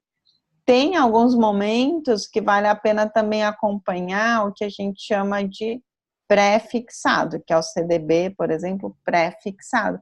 O pré-fixado, o que significa? Quando você olha o pré-fixado, porque quando você entra numa corretora, então, gente, vale a pena fazer esse exercício. Abre a conta numa corretora, não paga nada, e lá é bem simples, assim, abrir conta na corretora, nem precisa mandar documento nenhum, geralmente. Você preenche lá um monte de coisa, responde um monte de pergunta, porque isso é regra do Banco Central, normal, né? Porque eles precisam saber se você é uma pessoa de verdade, a sua idoneidade, tudo isso são regras do Banco Central. Então, responde todas as perguntas, abre a conta na corretora e vê essas taxas, vê lá, tem um monte, né? Tem opções, tem CDBs, então vai ter pós-fixados, que é esse que vai acompanhar para onde a Selic for, ele vai também, para onde o CDI for, ele vai também. E tem o pré-fixado. O pré-fixado é o quê? Geralmente vai estar lá, CDB pré-fixado 11% ao ano. O que significa isso? Que ele vai render 11% ao ano naquele prazo dele. Se ele é de 3 anos, ele vai render nos 3 anos 11% ao ano, todo ano. se o CDI cair, ele vai render 11% ao ano. Se o CDI subir, ele vai render 11% ao ano. Então, ele está pré-fixado em 11% ao ano. Não importa o que acontecer na economia, ele vai render 11% ao ano. Então, aí você fala, tá, mas como é que eu vou saber daqui 1 ano, daqui 2 anos, daqui 3 anos, se o CDI vai estar mais ou menos que 11%? Ninguém tem certeza, não dá para saber com certeza. A gente tem alguma perspectiva, mas ao certo mesmo ninguém sabe. O que a gente sabe é que hoje o CDI está em 6,5%. Então, se eu compro um CDB que hoje vai render 11% ao ano, é interessante, porque mesmo que o CDI suba, mas esse ano, enquanto ele não subiu, eu já estou ganhando bem mais, né? Então, vale a pena ter um pouquinho, né? Ter essa diversificação, assim, entre uma coisa e outra. E aos poucos, você começa a acompanhar esses investimentos e vai vendo, né? Nossa, hoje está 11, o pré-fixado, amanhã está 11,5. O que aconteceu no mercado? Por que será que melhorou essa taxa, né? Então, é importante vocês começarem a ler notícias, tentar entender o que aconteceu no mundo, no mercado, para mudar a rentabilidade do investimento, ou uma taxa ali do investimento, tentar entender um pouquinho, por que o dólar subiu, por que o dólar caiu, né? Por que a bolsa subiu, por que a bolsa caiu, e tentar entender um pouquinho as notícias. No começo a gente não entende muito, mas eu digo que é igual, né, aquelas coisas, você vai lendo, e chega uma hora que você começa a acostumar com aquelas palavras e com aquele linguajar, né, com aquele conteúdo, e começa a aprender ali um pouquinho. Você lê lá CDI um pouco, lê uma vez CDI, não sabe o que é, lê outra vez, aí de repente você começa aquilo fazer parte ali da sua vida, né? Então vale a pena forçar um pouquinho para ler esses jornais aí de economia, que no começo a gente não entende nada, mas aos pouquinhos você vai acostumando, né, com aquela linguagem também. E sobre investimentos em fundos imobiliários, é para iniciantes? Então, fundos imobiliários não é para iniciantes, não, tá? O fundo imobiliário, ele é muito bom para quem quer ter renda, mas o fundo imobiliário, ele é um investimento em renda variável, ele não é renda fixa. Então, o que é renda fixa? Renda fixa, que seria o que é mais tranquilo, mais conservador, são todos os investimentos que a gente tem uma definição prévia de quanto que ele vai render. Então, por exemplo, um CDB que rende um pós-fixado, vamos supor, um CDB que rende 100% do CDI. Isso daí, ele já tem uma referência, eu sei quanto ele vai render. Mas você não sabe quanto vai ser o CDI daqui a um ano. Não sei, mas eu sei que para onde o CDI for, ele vai junto, ele vai render igual ao CDI. Se o CDI cai, ele cai, mas se o CDI subir, ele sobe também. Então, eu sei que ele sempre vai render de acordo com um indicador da economia. Então, por isso que ele é fixado, né? Ele é uma renda fixa, porque ele é fixado num indicador da economia. É isso que significa a renda fixa. Então, um CDB pré-fixado lá, que vai render 11% ao ano, todo ano. Então, ele é pré-fixado, ele é uma renda fixa. Eu sei quanto que ele vai render. O Tesouro Direto Selic, eu sei que ele vai render igual a Selic, que é igual ao CDI. Então, eu tenho referências de quanto que ele vai render. Renda variável, eu não tenho referências de quanto ele vai render. Então, um investimento em um fundo cambial, por exemplo, de dólar, eu não sei quanto vai render. Pode ir para cima, pode ir para baixo, pode não render nada. não é fixado a um referencial, não tem nada a ver com o CDI, não tem nada a ver com a Selic, né? Ele não tem essa referência. O investimento em uma ação, em bolsa de valores, num fundo de ações, ele não é preso a nenhum indicador, então ele não é uma renda fixa, ele é uma renda variável. Então, ações, fundos imobiliários, fundos cambiais, tudo isso é renda variável. Imóvel, investimento em imóvel é uma renda variável, tá? Então, muita gente investe em renda variável sem saber, fala que é super conservador, mas investe em renda variável, que é um imóvel. Porque a gente não sabe quanto vai render. Então, isso é renda variável. Se são mais arriscados, agora sim. Você tem menos referência, né? Você tem menos certeza de para onde que ele vai. Então, ele tem um pouco mais de risco, porque ele tem mais risco de mercado, né? De não saber para onde ele vai. E fundo imobiliário, gente, então, só para explicar o que é. Fundo imobiliário é um fundo. O que é um fundo? O fundo é um veículo em que várias pessoas colocam dinheiro ali naquele fundo. Vamos dizer que o fundo tem uma conta corrente no banco, em nome de uma empresa, que é o fundo, ele é uma empresa, ele tem um CNPJ, um monte de gente põe dinheiro naquela conta, vem um gestor do fundo, o cérebro ali, a estratégia do fundo, o gestor vem e usa o dinheiro do fundo para investir, e o resultado desses investimentos volta para quem colocou o dinheiro lá, que são os cotistas do fundo. Então, um fundo imobiliário, que significa que várias pessoas colocaram o dinheiro ali no fundo e o gestor pegou esse dinheiro e comprou imóveis. Ele pode comprar um shopping center, pode comprar um hospital, pode comprar um prédio comercial, e esses imóveis vão ser alugados. E aí vão ter inquilinos que alugam esses imóveis, que vão pagar um aluguel para o fundo, e esse fundo vai dividir esse aluguel proporcional à quantidade de dinheiro que cada pessoa colocou no fundo. Então, quem compra uma cota, né, então o fundo imobiliário, os fundos, né, todos eles são vendidos por cota. Então, você comprar uma cota de um fundo imobiliário significa que você vai receber uma renda por ter aquela cota. Então, o aluguel que o imóvel pagou para o fundo, você vai receber um pedacinho daquele aluguel todo mês. Na maioria dos fundos imobiliários é assim.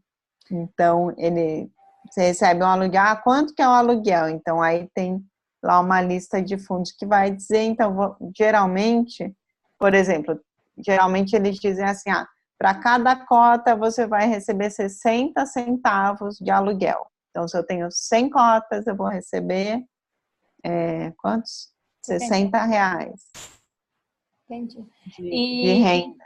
E é bacana, assim, né? Porque o fato de ser variável ou fixo não quer dizer que um é melhor que o outro, né? Quer dizer o modelo de cada um, o momento de cada pessoa e o quanto que... Porque quando envolve um pouquinho mais de risco, também envolve um pouquinho mais de risco de você ganhar mais. O risco é para os dois lados, é para ganhar menos ou ganhar mais, né? Então, vamos dizer assim, essa mecânica tem que estar muito alinhado com um desenho daquilo que você tem como objetivo fim para aquilo que você vai fazer. Você não vai pegar seu dinheiro da aposentadoria, por exemplo, e colocar num fundo que te gera risco, porque não faz sentido. Você faz uma coisa para ter segurança e arrisca. Né? Agora, depois que você já está com toda a sua reserva, as coisas já estão acontecendo, aí você pode pegar pequenas parcelas e tentar ser um pouquinho mais audacioso ali, num investimento aqui, outro ali, mas sem comprometer aquilo que já está garantido, né? E assim você vai pegando o jeito do mercado, né? Então, às vezes tem pessoas que têm medo, né? É ruim. Não, não é. É ruim se você só tiver aquilo e for arriscar. Tipo, eu só tenho... É a mesma coisa que você vai saltar de paraquedas. Você só tem um paraquedas. Você não vai arriscar ficar sem ele. Né? Então, primeiro você Exato. tem que ter 2, no mínimo. Sim, exatamente. Exatamente. Então, exatamente isso que a Evelise falou. Ó, não tem qual que é o melhor investimento. A gente fala, qual que é o melhor investimento? Tá, depende para que é esse investimento, para quando, principalmente o prazo, né? O prazo é determinante na hora de a gente falar, tá, qual é o melhor investimento. Você precisa de liquidez ou não precisa de liquidez? Quanto que você conhece sobre o mercado? Então, o que acontece? A gente fala muito de risco, né? Então, as pessoas, tem muito risco, é muito arriscado, é muito arriscado. É muito arriscado a partir do momento que você não conhece bem. Então, conforme você vai conhecendo mais, a gente tem muito medo do que a gente não conhece, né? Então, quando você conhece, você perde o medo.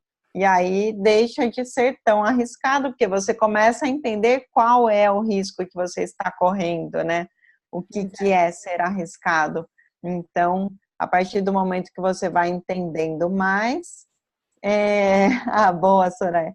Então, a partir do momento que você vai entendendo mais sobre determinado assunto, você perde o medo daquele assunto e você aquilo lá deixa de ser um risco para você, né? Deixa Porque de ser das mentalidades, assim, da pessoa que você usa aqui que faz as coisas para empobrecer, né? É ter medo de perder, né? Porque Sim. no jogo do dinheiro a gente já sabe que você vai entrar nele para que você ganhe. Então, quando você entra com medo de perder o dinheiro, qualquer coisa que aconteça vai mexer com o seu emocional.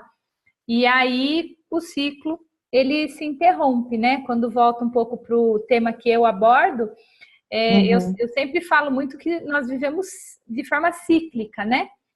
E aí a gente vai, avança, avança, avança. Aí às vezes dá um gatilhinho, volta lá atrás. Aí, né, às vezes, normalmente a gente volta, mas não volta no ponto inicial. Mas a gente recua um pouquinho. E aí a gente tem que relembrar, né, que o medo é bom. Eu já vi muita gente se esfolar no mercado financeiro porque perdeu o medo muito rápido. Virou muito corajoso. Aí. O medo é bom, mas o medo de perder nesse jogo, ele não é agregador. Não vai contribuir para que você avance. Agora a conta... desculpa, pode falar. A conta, né? Mas o que acontece é que a gente, em termos de estudos, né, de psicologia econômica, que é uma ciência, uma área da psicologia que estuda o nosso comportamento econômico em relação às finanças, em relação ao dinheiro, é que a gente tem aversão à perda. Então, a gente não tem o medo do risco, a gente tem o medo de perder. Então, risco e perda são coisas diferentes. Então, é isso que a gente precisa aprender e entender. A conta, né? Quanto que R$1 milhão gera de renda por mês? Quanto? Então, gente, assim, quando a gente fala em termos de planejamento financeiro, que a gente precisa calcular, imagina que a gente vai ter um tanque de dinheiro, um tanque lá, um estoque de R$1 milhão, que a gente vai tirar, vai pôr esse R$1 milhão para render, ele vai lá todo mês, está rendendo, e desse rendimento a gente vai poder tirar um dinheiro para que a gente sempre tenha aquele principal lá, e você não mexa no principal, você realmente pegue só a renda.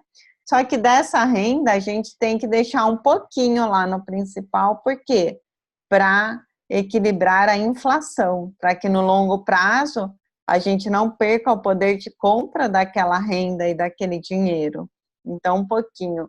A inflação do mês, do que o dinheiro rendeu, eu tenho que deixar lá. Então, o dinheiro líquido que eu posso tirar desse desse rendimento, eu tenho que descontar imposto de renda, que é em torno de 15% sobre o que rendeu, e a inflação, que hoje a inflação mensal está em torno de 0,2% ao mês. Então, quando a gente olha de forma conservadora, pensando no longo prazo, que é um dinheiro que eu vou juntar e depois viver dele na aposentadoria, e eu não posso correr risco, e ele tem que durar ali 20, 30 anos, dando aquela renda consistentemente mês depois de mês, a média que a gente usa é de 0,3%, na verdade eu uso de 4% acima da inflação em um ano. Isso significa, gente, R$3.300 de renda por mês. Então, se eu tiver R$1 milhão investidos, é R$3.300 que eu posso tirar por mês de renda, tá?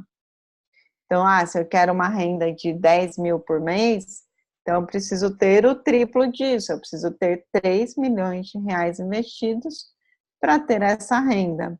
Aí tá bom, tem gente que já vem assim, né? Aí tem um lado lá do cérebro que já surtou. Nossa, né? 3 milhões, eu ainda nem tenho R$3.000, vou ter 3 milhões. Como é que faz? É possível, não é tão difícil, só precisa de disciplina e todo mês investir um pouco, organizar as contas, aos poucos, com o trabalho que vocês estão fazendo com a Evelise, vocês com certeza daqui a pouco vocês começam a aumentar a renda de vocês. Agora, o que é muito importante é não aumentar o gasto de vocês junto com a renda, né? Então, não aumente o gasto, aumenta a renda, guarda mais dinheiro, mas não aumenta o gasto junto. Depois que aumentou bem mais a renda, pode aumentar um pouquinho o gasto, mas não junto na mesma proporção. Então, é recomendado investir em torno da sua renda, pegar 20% ao mês para você guardar para esse longo prazo, guardar para essa aposentadoria.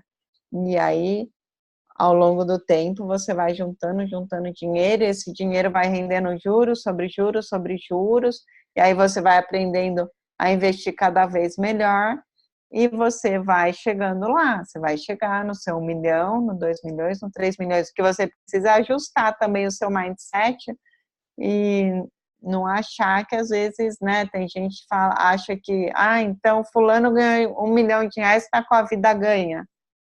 Depende, se ele gastar R$3.000 por mês, se é isso que ele precisa para viver, ele tá, mas se ele quer mais do que, e não pode gastar nada aquele dinheiro, né, nem para comprar um carro, nem nada.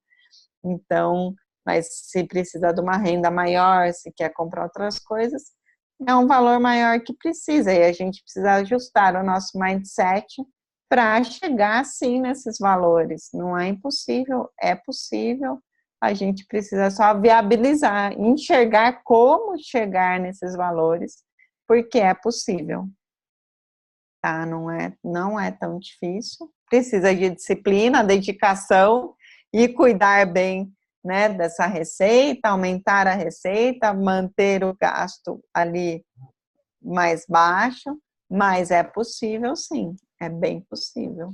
E eu vejo...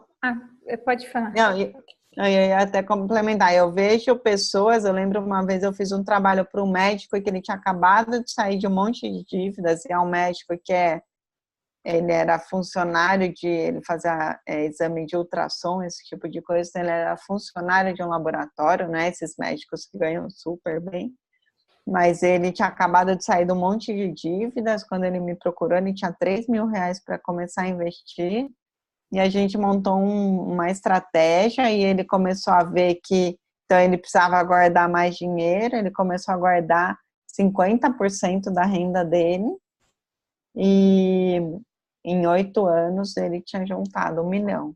Então ele começou a ver, vou trocar o carro? Não preciso trocar o carro a cada 3 anos, vou trocar a cada 5 anos. Primeiro ele queria comprar um imóvel, depois ele falou, não, o apartamento que eu tenho tá bom, vou só dar uma reformadinha aqui, não vou comprar outro imóvel. E foi refazendo alguns planos, né, ampliando alguns prazos, e ele conseguiu essa disciplina de todo mês guardar ali uma grana e chegou. Gente, Bitcoin, então a gente tem a renda fixa, a gente tem a renda variável e a gente tem o Bitcoin. O Bitcoin, depois que você aprender a investir na renda fixa, depois que você aprender a investir na renda variável, você pode pensar no Bitcoin. Eu não invisto em Bitcoin, acredito que é uma coisa assim do futuro, acredito que é uma coisa que futuramente todo mundo vai estar investindo, mas o Bitcoin hoje ele não é regulado no Brasil, né? Ele não é regulamentado, então a gente tem na renda fixa, na renda variável, várias regulamentações da CVM, temos corretoras cadastradas, listadas na CVM, inspecionadas pela CVM para a gente aplicar com segurança, e as que usam Bitcoin não tem uma regulamentação, né? No Brasil não tem uma regulamentação. É uma coisa que pode ser no futuro, mas eu acho um risco muito maior do que investir em ações, né? Eu não recomendo, as pessoas se iludem de achar que vai ganhar muito dinheiro do dia para a noite. A gente quer ganhar, eu adoraria ganhar dinheiro rápido, né? Mas não é... Gente, uma coisa é verdade, o nosso cérebro, ele gosta do que é fácil. Ele gosta do que é simples e fácil. Mas, então assim, por que eu não invisto em Bitcoin, né? Hoje a gente tem no mercado financeiro uma questão muito regulamentada por conta, desde o 11 de setembro, o mercado financeiro veio aumentando muito a regulamentação, veio ficando cada vez mais restrita, mais exigente a regulamentação. Para quê? Para acabar com o terrorismo, para acabar com lavagem de dinheiro, drogas, né? Tudo isso tem a ver com a regulamentação do mercado financeiro. Há 2 anos atrás nós tivemos uma anistia no mercado brasileiro, que quem tinha dinheiro fora sem declarar, teve que entrar nessa anistia, declarar esse dinheiro, pagar uma multa menor do que teria pago, enfim, de outra maneira, mas ele teve que declarar esse dinheiro, e quem não declarou o dinheiro passou a ser um criminoso. A pessoa que não declarou o dinheiro, ela, hoje, se ela é descoberta, ela é criminosa, ela é presa. E aí, como é que funcionou? Tipo, quem tinha dinheiro na Suíça e não fez a anistia, o banco suíço, não importa se era 5 milhões de dólares, o banco na Suíça chamou o cliente e falou, olha, você não declarou seu dinheiro, não entrou na anistia, tá aqui seu cheque, tá, tchau. Você não pode mais ser nosso cliente. E o cara vai fazer o que com esse cheque? Vai aplicar onde? Que banco que aceita isso? O banco lá no meio da China, que o cara vai lá, aplica o dinheiro e dali 1 ano ele volta, fala, eu vim pegar meu dinheiro, e o cara vai falar, que dinheiro? Nunca tive na vida. Então, ficou complicado. E o Bitcoin, querendo ou não, ele é um meio de pessoas que não têm o dinheiro declarado investirem, porque você não tem uma regulamentação. Então, o Bitcoin, quem abre, assim, tem gente que tem o dinheiro legalmente, tudo certinho, e vai lá investir em Bitcoin? Tem. Mas tem gente que não tem o dinheiro legal e vai investir em Bitcoin. Então, eu não vou colocar meu nome, abrir meu cadastro em corretoras que compram Bitcoin, porque eu não quero ter esse risco, né, essa exposição. Então, eu acho também arriscado nesse sentido, de você colocar o seu nome em algo que não tem essa regulamentação, né? Ganha-se muito e perde-se muito, exatamente, né? O gráfico que a gente vê, né, até dezembro do ano passado só subiu e depois ele deu uma bela queda. Então, quem entrou lá no efeito manada de entrar na hora que a coisa estava alta, perdeu muito dinheiro. Então, eu acho muito arriscado ainda. Tem gente que gosta, enfim, conheço pessoas que gostam, mas eu vejo também esse risco de imagem, né, de colocar o seu nome, seu CPF, ali numa corretora que vai estar, quem que vai estar tanto comprando esse tipo de investimento, né? Então, eu acho que ainda é muito arriscado, não é regulamentado. Eu acho que tem muito caminho pela frente para se chegar a investir em Bitcoin. Então, tem que aprender a investir em renda fixa, tem que fazer sua reserva de emergência, tem que fazer o seu plano de investir regularmente para a sua independência financeira. Se você tiver um dinheirinho sobrando aí para arriscar, pense, né? Mas eu não é o tipo de investimento que eu faço hoje. Tá? O que mais, gente? Dúvidas? Eu assino embaixo de tudo que você falou sobre o Bitcoin. Né, que uma das coisas que a gente fala muito na turma, né? E eu acho que aí a gente pode ir terminando aqui. Se tiverem mais dúvidas, depois vocês me colocam no grupo e a gente vai tentando tirar as dúvidas ao longo dos dias. Mas a gente fala assim, que tudo acontece em etapas. Então, a primeira etapa é você conseguir fazer o básico, que é o controle diário, saber quanto você custa, saber como é a sua realidade, em que ponto que eu tô. Aí, depois que você conseguiu chegar nesse número, aí você vai ver assim, eu vou conseguir me organizar financeiramente para pensar no amanhã. Mas enquanto você não conseguiu nem saber se você vai ter dinheiro para comprar a comida do dia, né? Assim, o básico, não tem como a gente pensar muito a longo prazo. E por isso que é importante ajustar o padrão de vida. Muitas pessoas, eu vou até fazer essa pergunta para a Vivi para a gente fechar. Muitas pessoas estão na transição entre sair de uma situação financeira desorganizada ou com dívidas, são empreendedores, né? Muitos dos meus clientes são empreendedores que sofreram esses últimos anos com o nosso mercado, assim, tinha uma boa renda e de repente estão vivendo aí um mercado mais enxuto, vamos dizer assim, e não tinham se planejado ou se preparado para passar por isso. E agora nessa transição, o que você sugere? Mesmo que tiver algum valor devendo ainda, ou se tiver um cheque especial, você sugere que mesmo assim a pessoa deva reservar um valor mensal para começar a pensar no futuro? Olha, realmente, essa questão do empreendedor, estava até hoje à tarde falando lá com a Fabiana Scaranzi. O empreendedor, o que acontece? Quando a pessoa trabalha numa empresa, tem um salário, ela sabe que ela vai receber aquele dinheiro todo mês, então ela fala, vou guardar 10% da minha renda. Agora o empreendedor, né, não sabe, muitas vezes não sabe qual é a renda dele, não sabe enxergar qual é a média da renda, né?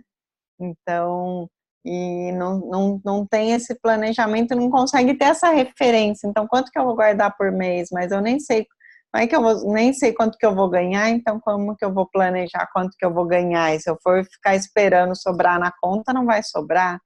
Então, o empreendedor realmente tem essa, além da dificuldade do negócio, né, que é um grande desafio empreender, tem também essa dificuldade de gerenciar essas finanças ali também incertas, né? Então, então tem essa dificuldade. Agora, depende muito do perfil da pessoa. Eu prefiro focar os esforços para eliminar as dívidas e depois começar a investir. Tem gente que gosta de investir um pouquinho, mesmo tendo dívidas, para a pessoa se sentir ali um pouco investidora, mas eu gosto de ter um foco maior ali para, se eu tenho, sei lá, 5 dívidas, então fazer uma lista delas, ver qual que está mais fácil de eliminar, elimina ali pelas mais fáceis para você se sentir também bem de ter conseguido eliminar uma dívida e vai traçando um plano mesmo, um foco para conseguir eliminar essas dívidas e aí, eliminando as dívidas, depois começar a investir. O grande segredo que eu vejo é exatamente isso que a Evelise falou, que é manter o custo de vida mais baixo. Eu tenho um jogo, né, daquele livro do Pai Rico, Pai Pobre, eu tenho o jogo dele, chama Cash Flow. E o jogo, no jogo fica muito claro, assim, quem que ganha o jogo? Quem tem custo de vida mais baixo. Não é quem tem a renda mais alta. É quem tem o custo de vida mais baixo. Porque quando você tem um custo de vida mais baixo, vamos supor, se o meu custo de vida é de R$3.000 por mês, eu juntei 1 milhão, pronto, tá certo. Agora, se o custo de vida é de 10 mil por mês, eu tenho que juntar os 3 milhões, né? É mais difícil. Então, agora, se eu juntei 1 milhão e eu tenho um custo de vida de 3 mil, daí eu junto 2 milhões, 3 milhões. Aí eu tenho lá 3 milhões, vai gerar 10 mil de renda por mês, aí eu subo o meu custo de vida de 3 mil para 5 mil. Então, aí continua acumulando riqueza. Então, o custo de vida baixo é o que determina e é o que torna mais fácil, né, de você ter a independência financeira mais rápido. Então, isso é muito importante. Outro dia eu tenho um grupo, até uma moça colocou lá outro dia, falou, olha, eu e meu marido, eles são jovens, né, falaram, a gente resolveu morar um tempo na casa dos meus pais e parar de pagar aluguel, para a gente, enfim, deram um passo para trás para depois poder dar um passo para frente com mais segurança, né? Então, às vezes vale a pena rever custos fixos, é que o custo fixo, sei lá, um aluguel, para você diminuir o aluguel, consegue? Consegue, eu tenho que mudar para um imóvel mais barato. E aí eu diminuo um custo grande, né, mais rapidamente. Mas é uma escolha de vida importante que às vezes você tem que fazer por um tempo para depois poder crescer mais. Tiveram 2 perguntas aqui. Se o Banco Ouro Invest é a mesma coisa da corretora, pago divididas ou invisto? Ah, não entendi.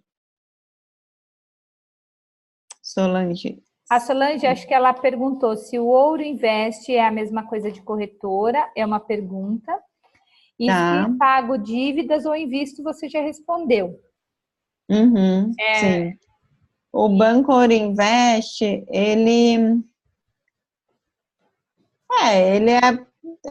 seria a mesma coisa de uma corretora, ele vende CDB, ele antes era muito especializado em fundos imobiliários, por exemplo, meu primeiro fundo imobiliário eu comprei lá no Ouro Invest, e é sim a mesma coisa assim de corretora. Agora vale a pena ver as taxas, né? As taxas que são cobradas, talvez a do Banco Ouro Invest talvez seja um pouco maior, comparar com as taxas de corretora. Seguro de vida resgatável, como pode ser considerado como investimento? Não. No caso aqui, tem algumas empresas, algumas pessoas que vendem seguro de vida resgatável, e eles falam que seria como uma parte do investimento, mas ele não deixa de ser uma reserva que você vai resgatar lá na frente, mas em termos de rentabilidade, nem se compara com uma rentabilidade do investimento, tá? Então, a Prudential, por exemplo, é um seguro de vida que eles vendem com uma parte de seguro de vida resgatável. Até outro dia eu vi um post de uma amiga no Instagram, assim, Prudential não é investimento, Prudential não é investimento, Prudential não é investimento, seguro de vida resgatável não é investimento. Então, separar bem isso, seguro de vida é seguro de vida, investimento é investimento, e quando você tem as duas coisas junto, pode ter certeza que vai ser caro, um dos dois vai ser caro. né? Quando a gente tem produtos assim conjugados, o custo é maior, porque o custo para eu fazer as duas coisas junto é maior. Então é melhor você contratar um seguro de vida, só seguro de vida, e o investimento para esse fim de ter a reserva financeira em separado. Seguro de vida, quando é só o seguro de vida, geralmente ele é até mais barato, tem a mesma cobertura de risco, né, mas ele é mais barato até do que o outro. Fantástico. E a diferença paga, você deposita na sua corretora para investir. Sim. A diferença do exatamente. Que você pagaria para o seguro de vida. Exato. Fantástico. Vivi, palavras finais com você. Olha, palavras finais. Bom, então, assim, prestem muita atenção no nosso, assim, na psicologia econômica a gente vê a questão do lado rápido e o devagar do cérebro, né? Que o nosso lado rápido é o que toma a decisão, que quer fazer e quer tomar decisões, e a gente tem aquela coisa emocional na hora de uma compra, por exemplo, na hora de fazer um investimento, mas a gente tem o lado devagar do cérebro, que é o lado que pensa, que planeja, que pondera as coisas, que faz as contas, e eles não funcionam juntos, né? Então, às vezes a gente está lá fazendo uma compra, fazendo alguma decisão, mas é importante a gente ter uma lista, um planejamento do que a gente traçou, para que a gente coloque em prática, para que a gente execute. O nosso cérebro gosta de coisas rápidas, simples, então se você traçou um plano de investimento, veja uma maneira simples de implementar. Então, ao dia que entrou o dinheiro, eu já vou guardar 10%, toda vez que entrou o dinheiro, fazer coisas assim, simples e rápidas, que é o que o nosso cérebro gosta. Então, e assim, às vezes a gente não tem ideia, né, não conhece muito das coisas, mas eu costumo dizer, eu gosto muito de fechar as mensagens dizendo que a gente é como uma maçã, ou imaginar como uma maçã. Quando a gente parte uma maçã, qualquer pessoa pode dizer quantas sementes tem dentro de uma maçã, mas ninguém pode dizer quantas maçãs tem dentro de uma semente, porque ela vai brotar uma árvore linda que vai trazer inúmeros frutos. E só você pode determinar os seus sonhos. Né? Assim é com você, só você pode determinar os seus sonhos, porque a força para fazê-los realizar está dentro de você. Então não deixe que ninguém coloque teto nos seus sonhos. Sonhe e faça-os realizar, porque vocês têm a capacidade de realizar o sonho que você desejar e de fazer os investimentos, de aprender a investir, e eu tenho certeza que vocês serão excelentes investidores e vão, a partir desse trabalho que vocês estão fazendo, esse trabalho interior vai refletir para enriquecer a vida de vocês. Gente, contem comigo, baixem o livro, viu, esse final de semana. Eu vou colocar o link lá, se você puder me mandar. Eu te mando, eu te mando. Isso. E aqui, né, assim, o pessoal, eu pedi para cada um colocar uma palavra de como foi hoje. Então, vários agradecimentos, né, para você. A palavra clareza apareceu várias vezes aqui, aprendizado, clareza, muito produtivo, que bom, instrutivo, uma lição, muito conhecimento, coisas e termos que eu nunca tinha ouvido falar, clareza novamente, muito bom, incrível. Vai assistir você no YouTube, isso mesmo, pessoal, acompanha a Vivi. Isso, se inscrevam no canal do YouTube. Hoje chegou a 1.000 inscritos, que era a meta aqui para até o final desse mês. Olha que bacana. Estou comemorando aí esses 1.000 inscritos que chegamos hoje. Olha, gente, é muito bom. E isso, né, que vocês estão presenciando aqui é a essência do nosso evento, inclusive que a gente tem um evento anual que chama Simbiose Digital. E o tema desse ano vai ser dia 1º de dezembro. O tema desse ano é conexão, Vivi. Que legal. Então, quer dizer, vocês estão vendo na prática o que é você gerar conexões positivas, né? Pessoas que agregam uma nas outras, né? Então, você veio aqui hoje, se conectou na nossa célula e certamente um grupo de pessoas que está aqui, outros vão assistir na gravação, estarão te seguindo, te acompanhando, honrando muito a sua história, porque é inspiradora total, né? Realmente você é uma pessoa que encanta. E eu sou muito feliz por você estar aqui. Obrigada. Muito obrigada. Porque, né, assim, quando você manda uma mensagem e pede para alguém um tempo dela para vir aqui voluntariamente, dividir o conhecimento e agregar valor na vida das pessoas, né? Isso não tem preço. Esse daí não tem corretora que você investe. Nessa poupança, gente, a poupança do coração não tem corretora. Tá? É verdade. Parabéns para cada um que dedicou esse tempo. Faça valer na sua vida. Pega o final de semana para você colocar em prática já o que aprendeu aqui. Abra sua conta na corretora. Se precisar de ajuda, peça ajuda. Não tenha vergonha de pedir ajuda. E de verdade, muito obrigado mesmo, Vivi. Queria poder estar aí para te dar um abraço, assim, pessoalmente. Porque você é muito especial. Ai, muito, muito obrigada. Eu que agradeço. Adorei estar aqui com vocês. E me mandem dúvidas, pode escrever lá nos comentários também no YouTube, no Instagram, enfim, me mandem dúvidas que eu estou sempre fazendo novos conteúdos. Vou fazer os conteúdos aí do que vocês me mandarem de dúvidas para poder trazer essa resposta aí para vocês e para mais pessoas. Obrigada.